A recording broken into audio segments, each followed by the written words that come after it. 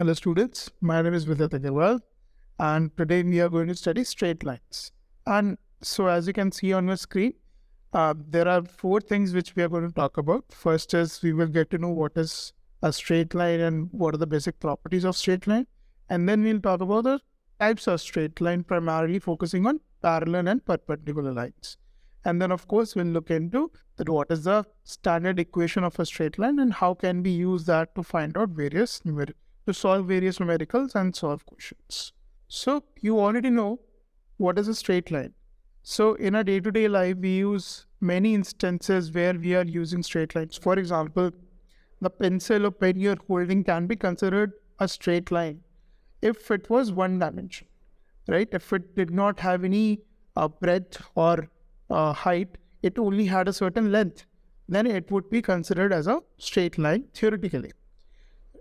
Similarly, if you are standing on the ground and the ground can be considered as a plane, and if you walk in one particular direction, for example, from center from your pointer position to east, so you are moving in a straight line. If a car is moving on a highway, then it is moving in a straight line, or it may be moving on a path, which is obviously a different curve, which we will be covering in different chapters.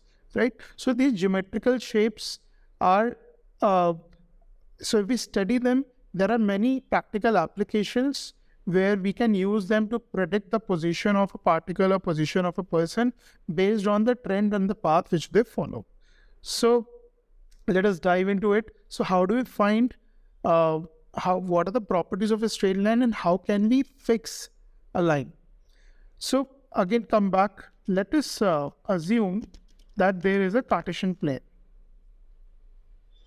A Cartesian plane is just a system where we define an x-axis and a y-axis. So maybe you can consider the floor of your room to be a Cartesian plane. And you can assign an origin of your choice. And then with respect to that origin, you say that, okay, this is a point of reference. And if you move, let's say 2 units to the right, you reach point 2, 0. And then if you move, let's say 1 unit towards the y-axis, then you reach the point 2, 1. So that is how a Cartesian system works. And this is how we are able to locate the position of any coordinate. Now, based on this, if we were to draw a straight line and if we were to fix a straight line, we need two things. First is a point through which the line is passing. Second, we will need the inclination with the positive x-axis. We will need this theta with the positive x-axis. What is positive x-axis? You already know. The x-axis on the right-hand side or in the right direction is the positive x-axis, and the axis on the left-hand side going to the left is the negative x-axis. So we always take angle positive if it is anti-clockwise in nature, and we take angle as negative if it is clockwise in nature. So for a straight line, we need to find two things. First, the angle. The angle, if it is positive or a negative or whatever it is, that angle is important. It gives us the slope or the gradient. And the second important entity is the point through which it is passing. If either of the two is missing, then we won't be able to define or fix a straight line.